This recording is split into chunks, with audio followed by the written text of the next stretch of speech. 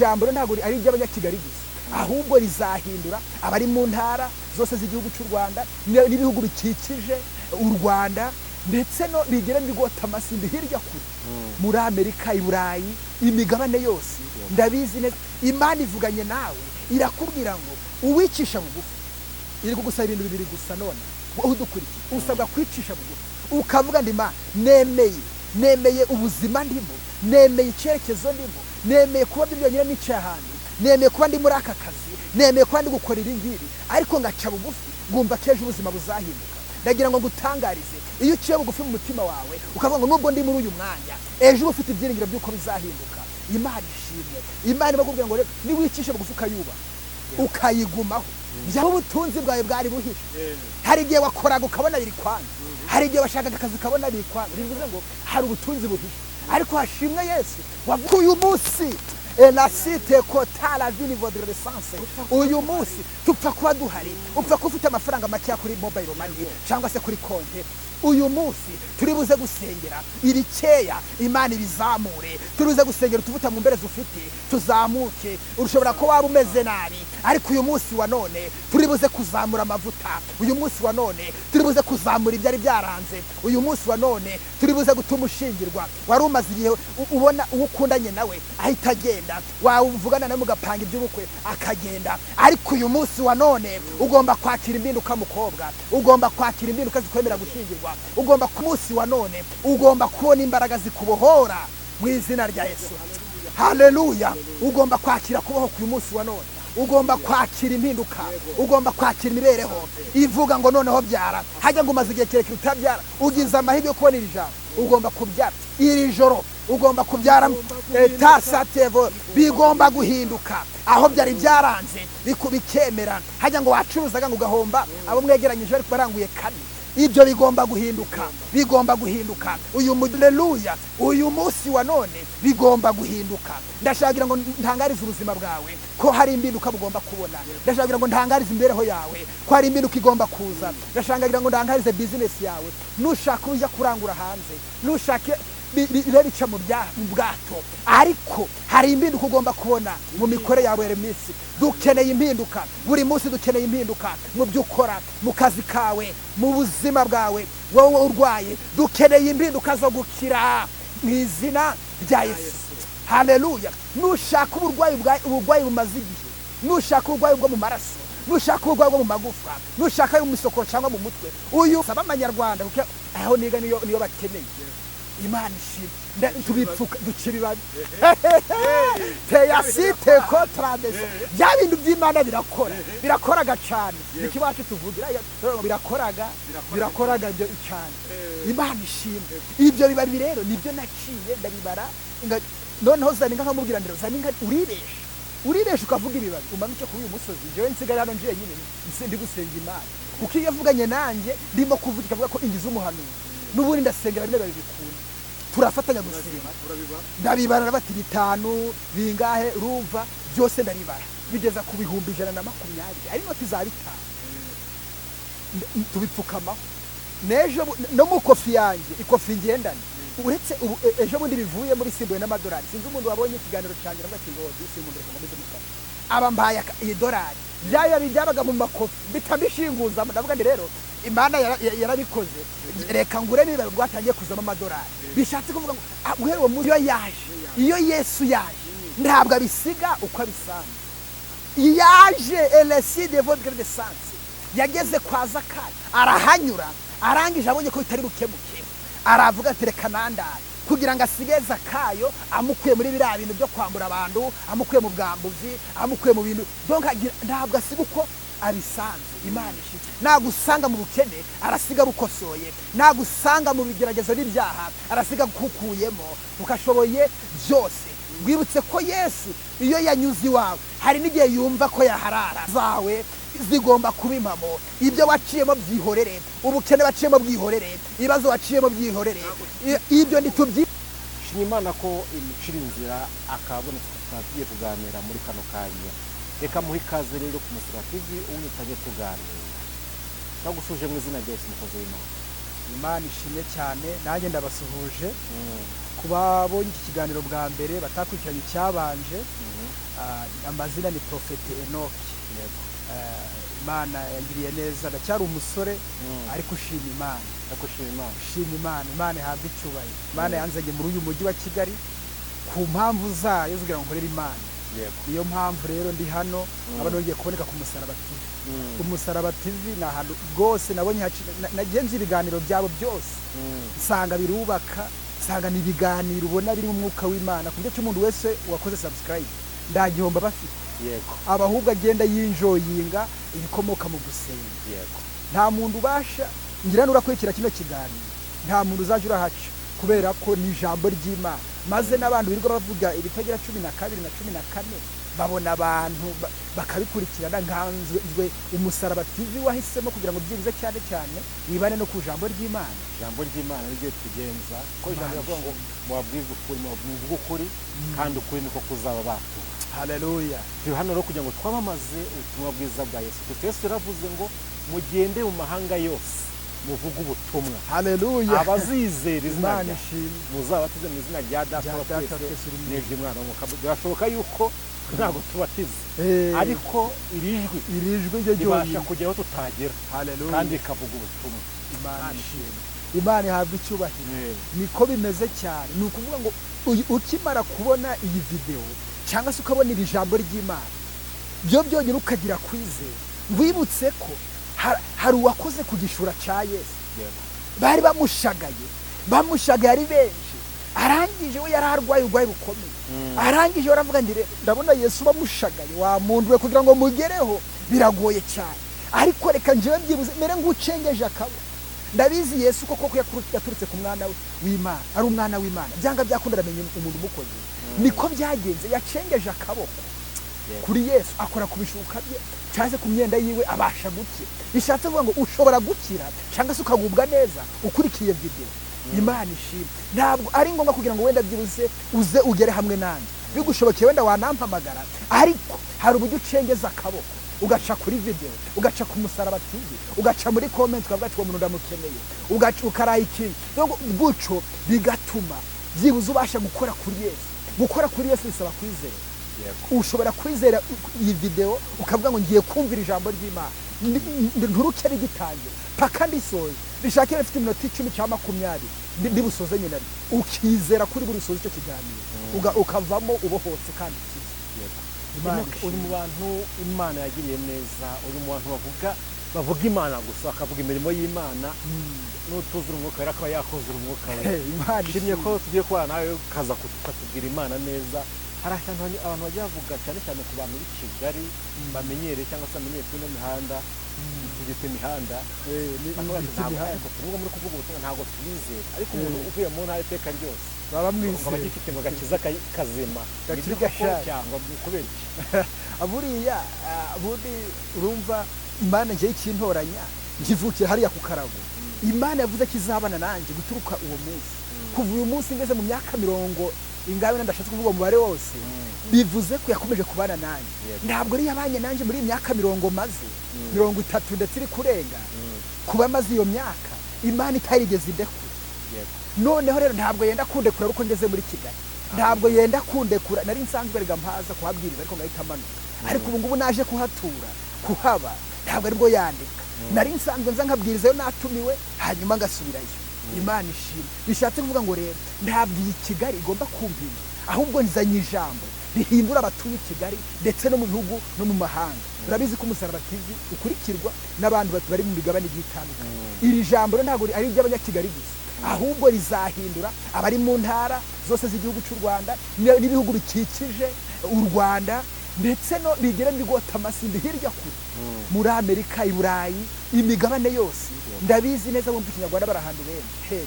Bizakunda rero. Ni ukuvuga ngo ntabwo nenda guhindurwa n'ibihe cyangwa se n'imigi, kuko yampamagaye yambaye ibivumbikisho, yambaye imbaraga zibimbashisha gukora, kabone nubwo naba ndi mu mahanga ya kure cyangwa se ndi muri uyu mujyi.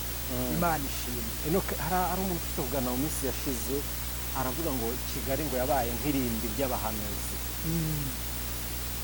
Ntabwo bizi nimba ari byo cyangwa ntabwo nzi ukuntu ubyumva cyangwa se ubitekereza. We yatubwiye ko ari nk'umwuka ari umwuka yamubwiye ko urugendo rurimo abantu benshi baruguyemo nicyo nashaka kuvuga harimo abantu benshi bahaguruka neza baza bavuga Imana neza tugafashwa ariko uyu munsi bari kugenda bibajyana batangiye kubivangavanga bateretse undi wundi ni iki uzakoresha uzanye intwaro yihe izagufasha muri uru rugendo kugira ngo aho abandi baguyeho harenge ni ikibazo cyiza cyane ni ikibazo rwose cy'ubwenge kandi nacyo kiri mu mwuka w'Imana hari intwaro nakomeje kugira nifashisha zatumye uyu munsi wanone nkomeza kuguma ku Mana iyi ntwaro ya mbere umuntu akoresha kugira ngo arinde ubuhamya ni ugukomeza gusenga ukaba ufite none ugakurikirana n'abantu cyangwa se n'abandi bafite ubuhamya bwo gusenga kandi bwizewe umuryango famiye yanjye niyo role model yanjye baturutse kera kose basenga Imana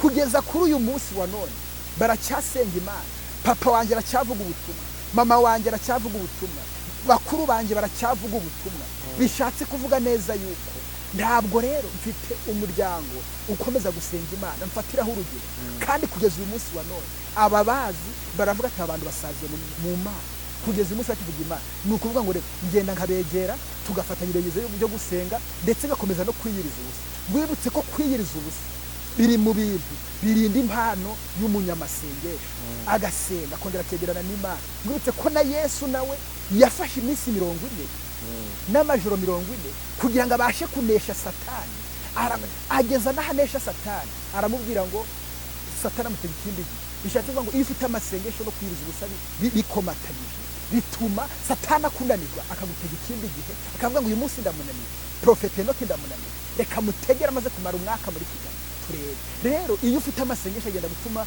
Satani akomeza kongera igihe ari kugutega bikazarangira uko atsinzwe akaneshwa burundu uri umwe mu bantu bakeya bavukiye mu miryango ya Gikristo mu miryango y'igitambyi bagira agakiza bumva bakunze gusenga bombe abenshi bavuga yuko umuntu wavukiye muri iyo miryango umwana waho kenshi aba ari umupagane yo gusenga ntababyikoza uzajya kumva abantu bavuga ngo abana bo mu bapasiteri ni abapagane ariko ukuntu uri kutubwira ukuntu uri kutuganiza twakurikirana n'ubuhamya bwawe tugasanga wowe urahagaze uretse nihe ntwaro kuko bibaho cyane ndanabyumva nanjye kandi n'abantu ushaka kubaza nti wenda ni ukubera iki abandi abana baho hantu badakizwa ni ukubera iki ubona nk'iyo mpamvu ubundi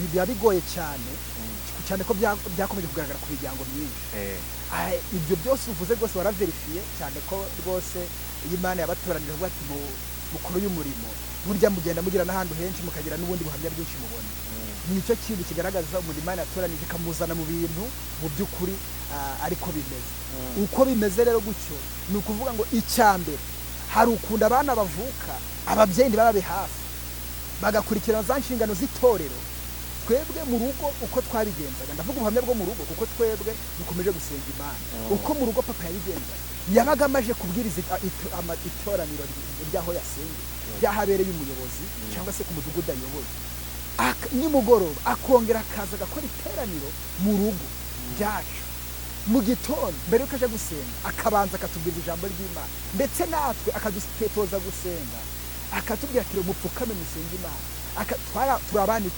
kabatero mwabana nta bindi bya mirenge mfite nubwo muri abana 10 hari icyo mwaburanye Imana kandi kuko twese twarakuze bishatse kuvuga neza yuko rero yadutozaga buri gihe akadutoza gusenga buri mu gitondo mbere yuko aje mu rusengero akabanza akadusengesha na nimugoroba mbere yuko turya akabanza akabidukundisha birashoboka ko hari imiryango imwe n'imwe ifata inshingano zo mu itorero akaba ari zikurikirana kuruta wa muryango ugasanga bamuhamagara kuri telefone ibibazo byo mu itorero kujya gukemura ibibazo byo mu ngo abashwanye niyo yahereje umwanya cyane kuruta uko yaza kwita ku muryango ugasanga umuryango w'ubuze uburere mbona rero icyo ngicyo twebwe twabonye umuryango wacu hari bamwe bashobora kuba batagifite cyo kwegera famiye zabo ngo bazihereze igihe cyo gusenga Imana bakajya kubwiriza abandi iwabo urusengero rwo mu rugo ruri gupfa iyo yaba ari inama nziza ku bantu b'abakozi b'Imana cyangwa se abashumba muri minsi cyangwa se bifuriza izina rya Yesu ni inama nziza bagiye ukuntu bagomba kuyobora ingo zombi ko bagiye kuyobora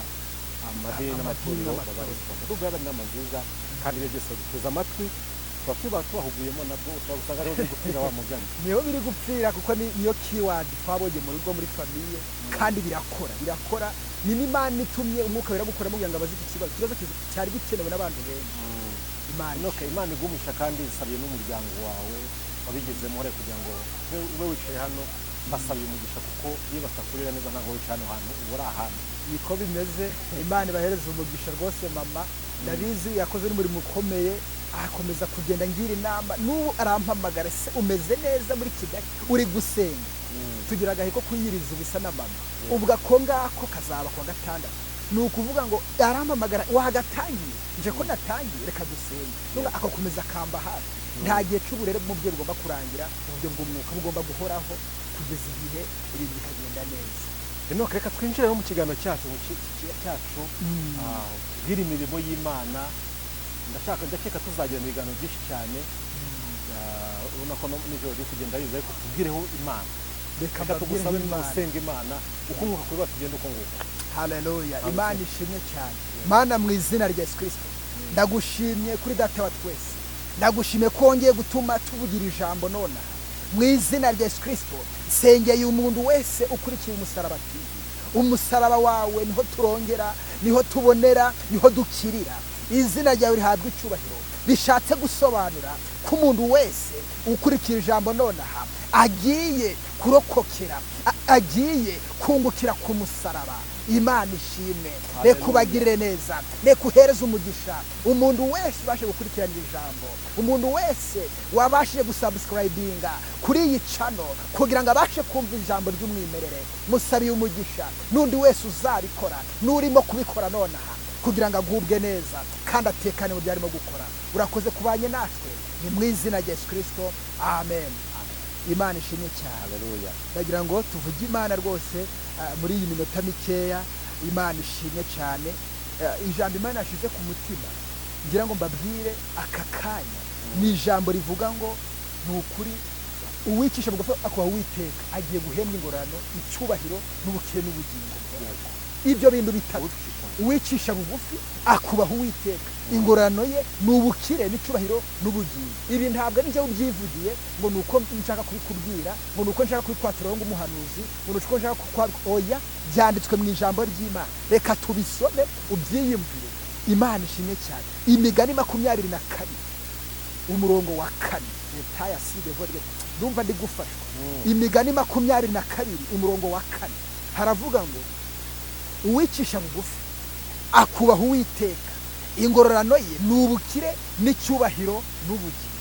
Ndasubiramo rimwe kugira ngo ubyumve, tegera ngo n'ijuru ubyibwire. Ni Imana ibikubwiye udukurikiye. Umaze igihe kirekire. Reka mbisome. Uwicisha bugufi akubaha Uwiteka, ingororano ye ni ubukire n'icyubahiro n'ubugingo buhoraho. Imana yacu nitugirire neza. Amen. Imana ishimwe cyane. Aka kanya Imana ikundumye. Aka kanya Imana ivuganye nanjye. Imana ivuganye nanjye iri jambo rikomeye. Imana ishimwe cyane. Uyu mwanditsi w'imigani yavuga kuri iri jambo, yavuze ijambo rikomeye, arangije aravuga ngo nyamara Imana iradusaba ibintu byoroshye. Ntabwo Imana igusaba ibintu udafite. Ntabwo Imana ija kure y'ibyo ushobora kubona. Ntabwo Imana ishobora kwemera kugeragezwa n'ikigerageza udashoboye kwihanganira. Ariko nonaha Imana ivuganye nawe, irakubwira ngo uwicisha bugufi. Iri kugusaba ibintu bibiri gusa none.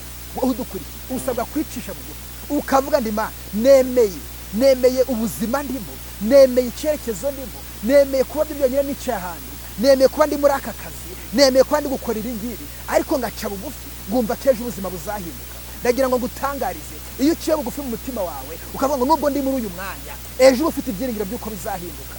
Imana ishimwe. Imana ibakubwira ngo niwicishe bugufi ukayuba, ukayigumaho, byanga byakunda ugakomeza ukita ku byo yasezeranye, ukavuga ngo yansezeranije kubaho, yansezeranije ubugingo, ngo izaguhereza ubukire. Haleluya.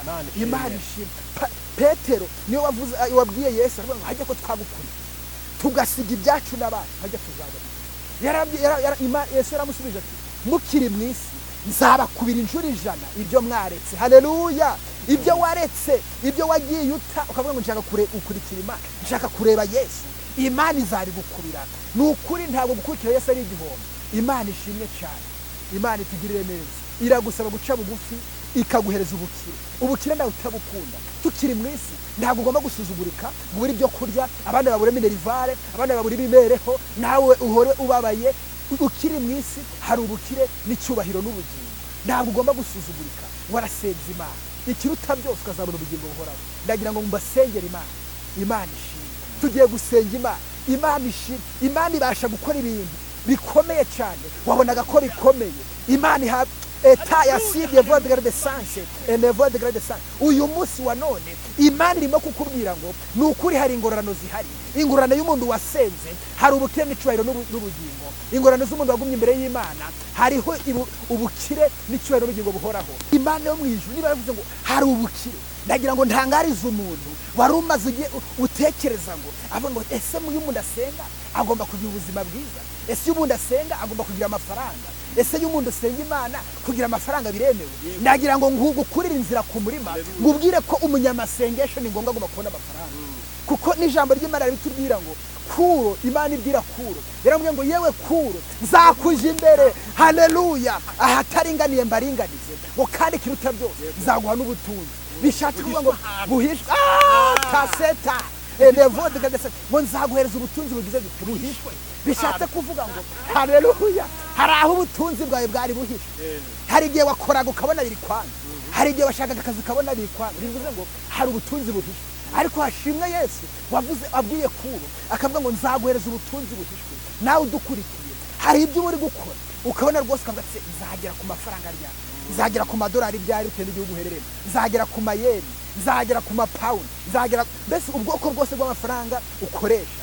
Hari igihe ubwo butunzi buba buhishwe, ariko Yesu yaravuze ngo nzaguhereza ubutunzi buhishwe no mu nda y'isi. Imana izabushakamo. Haleluya, la cité votre grande sens. Mu by'Imana yemerera abantu harimo n'ubutunzi.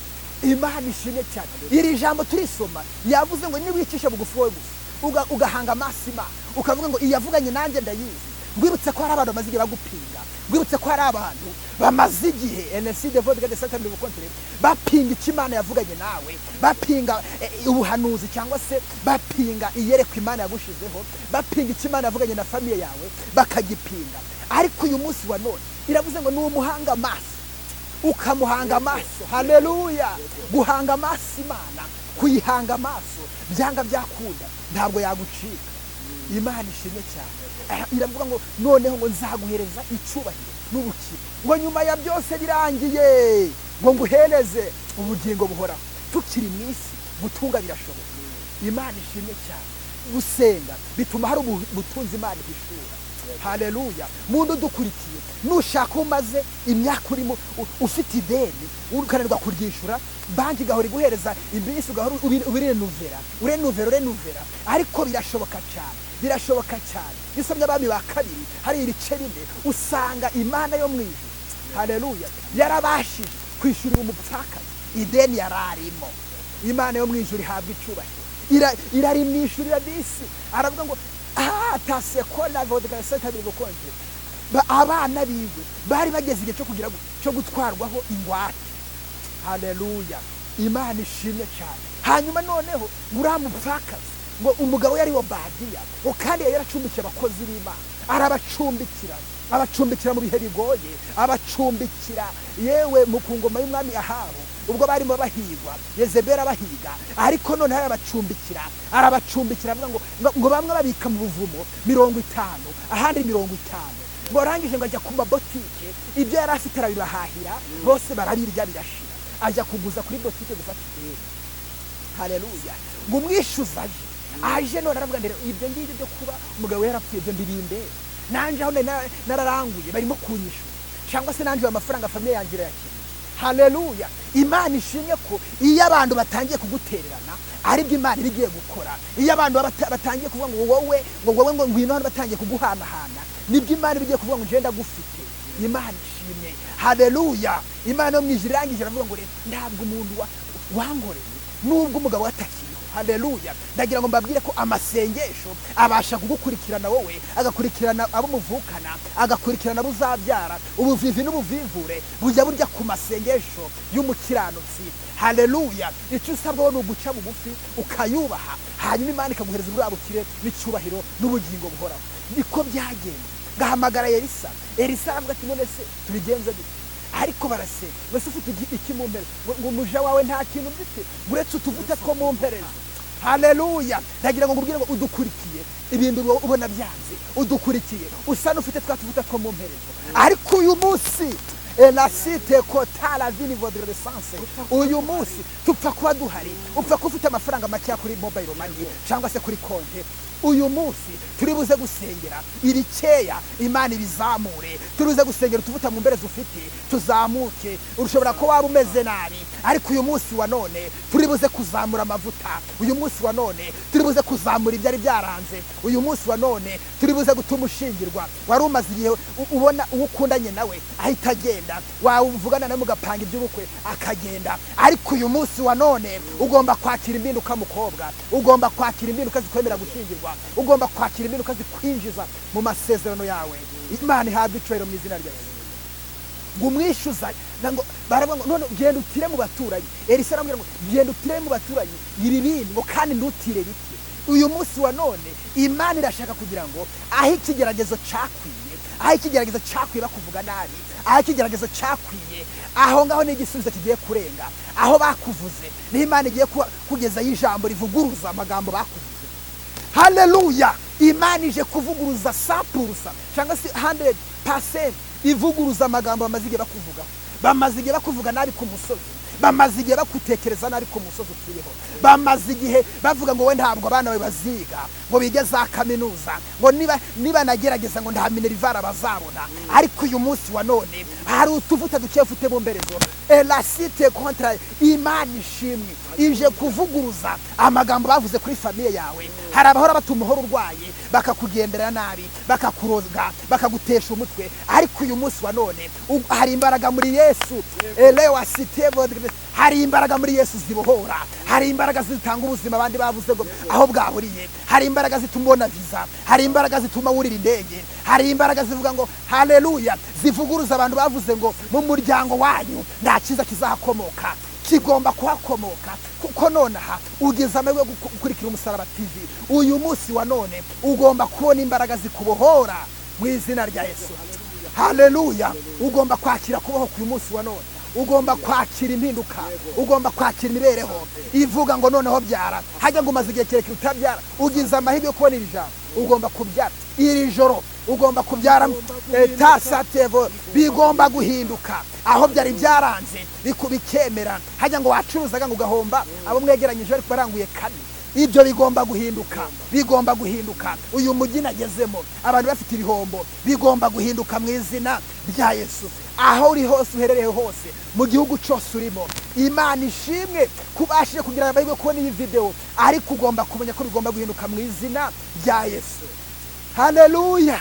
Imana ishimwe. Hari abantu bategereje ko wamwara, ariko ndagira ngo mbabwire ngo ntabwo uzamwara nk'uko bitegereje. Hari abantu bategereje ko wakorwa n'isoni, ariko ndagira ngo mbahire itangazo, ntabwo uzakorwa n'isoni nk'uko bitegereje. Hari abantu bategereje ko mu by'ukuri byagucanga, ntabwo bizagucanga kuko hari Imana icangura ibintu. Imana ishimwe. Haleluya. Bwana Yesu asifiwe. Imana ishimwe cyane. Imana niyo icayura ibintu ikavuga ngo ibintu byari byaranze ariko bigomba kwemera mu izina rya Yesu. Imana ishimwe. Aho uherereye hose Imana ishimwe. Hajya ngo murahinga ngo wendi weza abo mwegeranye ngo bakeza, umva ugiriwe amahirwe ko waratunze smartphone, ukagira amahirwe kugira ngo usubscribe kuri musaraba TV. Bigomba guhinduka, bigomba guhinduka mu izina rya Yesu. Wageze ku musaraba, kandi umusaraba wa Yesu niwibutse ko na uriya wateye icumu, uriya musirikare wateye icumu mu Rubavu, Yesu amaraso yamutarukiyeho, arangije ngo ijisho yari kajisho, ijisho rihita rihumuka. Bishatse kuvuga ko wageze ku musaraba. Haleluya. Imana ishimwe. Kugera ku musaraba ukahagera, hari impinduka ubona, hari ibyo ubona wageze ku musaraba. Imana ishimwe cyane. Hari Imana ihindura ubuzima. Haleluya. Imana ishimwe. Je ngunda kuvuga Imana, mvuga Imana nzi kubera ko yagiye ibana nanjye kugeza uyu munsi wa none. Imana yo mwijuru ntabwo irantererana, ntabwo ndabura icyo kurya, ntabwo byari byankaranga, kubera ko Imana yo mwijuru ibasha gucisha inzira hirya no hino kandi umuntu akaba. Bishatse kuvuga ngo hari abantu Imana igitunga bakibaza ngo bakora he. Reka ngubwire, hari ushobora kuza muri famille agakora control, akareba umwaka kurya miliyoni 2, hajya ukora he, agasanga ndakaza ufite. Bishatse kuvuga ngo hari iby'Imana ikora ku buryo utashobora kubisobanura. Nta kuntu wasobanura uburyo kitunze abana 5 cyangwa se abana 6 nta kazi ugira kandi bakarya bakanambara bakanasa neza. Hari ubumana Imana yashize ku buzima bwawe, hari ubushobozi, hari n'inzira zitagaragarira abanyamahanga Imana yarashize ku buzima bwawe. Imana ishimye cyane. Niyo mpamvu bibaza ukuntu ubayeho bizakomeza bibacanye kubera ko Imana yatanze ubuzima. Imana ishimye.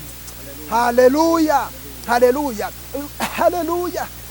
Ijambo ryarambye ngo haracyari ibyiringiro yuko n'igiti cyate cyongera kigashibuka ndetse kigashorera.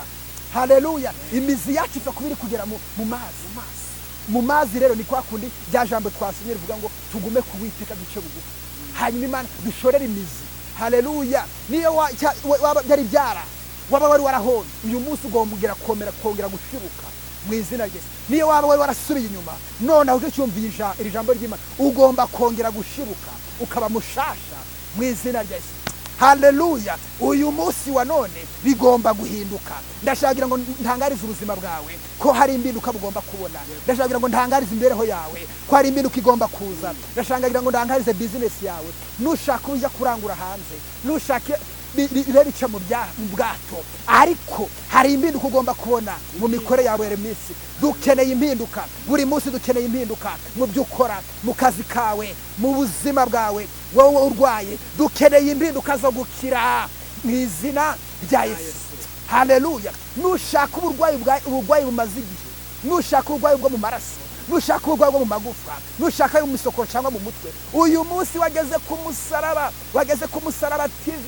Nushaka uzayisharinge n'undi muntu umubwire ngo nageze ku musaraba. Uretse umusaraba Yesu nageze naho bisize n'umusaraba, kugira ngo umuntu ajye gutekerezaho. Nukuri ibyo bisharinga na mugenzi wawe umubwire ngo nje nigereye ku musaraba. Imana ishimwe. Imana ihabwa icyubahiro mu izina rya Yesu. Hari imbaraga zibohora, hari imbaraga zikiza, hari dufite haleluya. Enasi de votre descente dufite ibimenyetso birenga kimwe. Nitwemeze ko Imana izatugirira neza. Haleluya. Ndafashijwe mu izina rya Yesu. Ndafashijwe. Imana ishimwe cyane. Dufite ibimenyetso bitwemeza ko Imana izatugirira neza. Haleluya. Imana ishimwe cyane. Nagiye mbona umuryango wanjye turi abana 10, ngabona Imana iratugaburiye bakabaho bose kandi babaho neza. Imana yavuganye na papa iramubwira ati mukozi wawe nta rubyaro rwawe ruzasarira, bose babayeho neza kandi biturutse hehe? Mu gusenga. Haleluya. Imana ivugana nanjye iravuga ngo nukuri genda uje kwishura, nta giceri kizava mu mutwe wawe, inyishurira miliyoni 4. Haleluya. Dufite ibimenyetso miliyoni 4 iwacu ntabwo twari kuzibona. Twari dufite abana 10, urumva ni benshi kubitsaho, ariko zavuye aho zavuye ukuntu byagenze. Nasengeye umuntu, nsengera umuntu maze gutsinda ikizamini cyane. Ndavuga nti reka nsengera umuntu byibuze abari aho ngaho. Ndamusengera, nyuma nje gufata n'ibibazo. Imana ishimwe cyane. Nzamuka umusozi. Urumva ni ibintu bibiri Imana yambwiye ati senga. Umuntu namusengeye atabyara amaze imyaka 9, yaraturutse hano i Kigali mu muntu ukomeye, sinamuvuga mwiza ni umuntu ukomeye. Arangije noneho abyaye aravuga nti rero uko uzajya ubona ubuzima biva nzajya ngufasha. Noneho miliyoni 4 ari kuzishura wenyine. Ndavuga nti rero umwana ubwo uyu nguyu kwishura yari yagiye mu mahanga kwishura, noneho ndari kumufatisha. Ndavuga nti tugiye kubohoza amafaranga ku musozi. Ndagenda ndavuga nti rero ubwo wanyemereye kwishura ari kubura kuri telefone akaba yaragiye mu mahanga, bizagenda bite kandi ari yarambye kazanyishura. Ndavuga nti rero iyi Imana yavuze n'ubundi bibohoza ugiye gusenga. Niba Imana yarakubwire ku karago usubira ku karago ugasenga Imana. Niba Imana yakubwiye ku musozi usubira ku musozi. Niba Imana donc aho wavuganiye n'Imana urongera gukajayo, ukongera ukayihamagara, ukongera ngo nukuri ndakwinginze garura imigisha. Urumva byari byahagaze. Umusponsor we yemeye kunyishurira bitewe nuko namuhanuriye akabyara yaramaze imyaka 9, naramubuze yaragiye mu mahanga. Ndavuga ndereka nje ku musozi. Nibwo nuri irere rya Bigogo. Ni umusozi uri haramu Rubavu werekeza Nyami. Abantu barahazi cyane. Ndagenda ndahurira, ndazenguruka, ndavuga ndi njana n'umukozi w'Imana witwa Azaniye ndetse n'abandi bakeya. Nawe muzagera mubona bahereza ubwo buhamya. Ndasenga Imana kwishura 120. birangije rero ibyo biba byita inoti za bitanu imfura za beneri ntabwo natekereza iby'amadolari kuko ikigo bakiraga amanyarwanda ntabwo rero reka nsaba amanyarwanda kuko aho niga niyo bakeneye imana ishimwe tubipfuka duca ibibabi teyasite kotarabese bya bintu by'imana birakoraga cyane niko iwacu tuvugira birakoraga ibyo cyane imana ishimwe ibyo bibabi rero nibyo naciye ndabibara noneho zaninga nkamubwira ndero zaninga uribesha ukavuga ibibabi umanuke kuri uyu musozi jewe nsigaye hano njiye nyine ndi gusenga imana kuko iyo avuganye nanjye ndimo kuvuga ikavuga ko ingize umuhanuzi n'ubundi ndasengera bimwe babikunda turafatanya gusenga ndabibara bati 5 bingahe ruva byose ndaribara bigeza ku 120 ari noti za 5 tubipfukama nejo no mu kofi yanjye ikofi ngendana uretse ejo bundi bivuye muri simbuye n'amadolari sinzi umuntu wabonye ikiganiro cyanjye n'abati ngo disimbure komeze mukara abambaye $1 byayo byabaga mu makofi bitabishinguza ndavuga ndi rero imana yarabikoze reka ngure niba rwatangiye kuzamo amadolari bishatse kuvuga ngo guhera uwo munsi uwo munsi nibwo batangiye kugira wa wundi wari waragiye hanze yatangiye aje arishura ndetse na mukuru wanjye nawe waravuze ngo Kigali ngo si Kigoma wabaga muri Kigali nawe aratangira arishura mana yanjye hari n'undi mushinga nawe wahise witereramo kubera ikibivuye hehe muri bibabi muri bya bibabi urumva baramfashije byose ndinda niga iyo myaka yose kandi 6 segonderi ndishura biturutse he mu gusenga urumva ivuye kuguhanurira umuntu akabyara utabyara birangije wawe ndi nubwo nawe abaragiye mba ndamubuze ndavuze ngiye kumubohoza yavuganye nanjye irongera igarura iki wa muntu imana ibasha kugira gute bivuye hehe mu bibabi bishatse kuvuga ngo imbaraga z'Imana tubabwira twarazibonye imbaraga z'Imana tuzivuga bitewe nuko tuzi ko zikora ibintu by'Uwiteka birakoraga mwabantu haleluya birakora ibintu birakora cyane imana ishimwe reka ngubwire nushaka umaze igihe warahona ariko Uwiteka ashoboye kugusubiza mu kazi kawe ashoboye kugusubiza muri business yawe ashobora kutuma haleluya wongera ukagaruka kaba mushasha haleluya nubwo igiti cyaba cyaratema kirongera kigashibuka gifagwa gifite imizi kandi imizi rero ugomba gusenga amazi akaroneka imana ishimwe imana ihabwa icyubahiro ni imana ikora narayibonye ni imana ivuga bikaba yategeka bigakomera ni imana ibana nawe warize cyangwa utarize ikabana nawe ni imana ibana nawe ukize cyangwa ukenye kandi ukabaho ni imana ibana nawe urwaye imana ishimwe reka mbabwire Saduraka Meshaki na Abedenego bagiye mu itanura ry'umuriro baryinjiramo yemwe abantu bari babakurubanye babajyanamo ariko bageze urumva imyenda yakagombye gushana bakombye guhita nabo bagasha ariko bageze ahubwo ya myenda yabirananuka iba neza bagiye kureba basanga ngo hari undi muntu bagiye kureba ngo ko twazemo 3 uyu nguyu wakanera ngo basanga asa n'umwana w'Imana imana ishimwe impamvu babona ikigeragezo kitaguhitanye nuko hari uhagaranye nawe muri icyo kigeragezo hari n'uwakibanje yesate ko sitaye hari wari wabanje muri icyo kigeragezo impamvu bitabishe ngo muri rubatwike hari uwabanjemo mbere hari uwinjiyemo mbere ndagira ngo urarikire Yesu yinjire mu bibazo urimo yinjire mu kibazo urimo yinjire muri kesi urimo yinjire mu mibereho yawe yinjire mu burwayi bwawe abanzemo nibwo ugomba gukira mu izina rya Yesu haleluya igihe kirageze kugira ngo Yesu abanze mu bigeragezo byawe abanze mu buzima bwawe yibanze mu gusenga kwawe imana ishimwe nane wavuze ngo tera intambwe imwe je nzatera 99 bishatse kuvuga ngo Yesu aba afite uruhare runini haleluya ku buzima bwacu Yesu afite uruhare rurerure cyane ku buzima bwawe nta mwana w'umuntu uzapfa kugutunga urutoki ijambo ryarambye uzatunga urutoki mu jisho ry'umukozi wawe ningaha azaba rutunze mu mboni y'Uwiteka bishatse kuvuga ngo abagutega iminsi abavuga ngo ndacu uzageraho abavuga ngo ndacu uzimarira bagiye kumwara bagiye gukorwa n'isoni mu kigwi cawe kubera ko Imana yo mu ijuru iguhagazeho ntabwo yemera kuca mu muriro wenyine ahubwo ibana nawe imana ishimwe ikabanzamo ndagira ngo impamvu bitaguhitanye nuko Yesu yabanjemo impamvu bagutegereje ngo urapfa bakagutega bikanga bakakugambanira mu kazi bakakugambanira mu mikorere bakakugambanira ucururiza bikanga nuko Yesu yabanjemo haleluya haleluya. Yesu abanze ku buzima bwawe, Yesu abanze mu mibereho yawe, Yesu abanze mu mikorere yawe, Yesu abanze mu mibereho yawe buri munsi. Iyo Yesu yaje ntabwo abisiga uko abisanze.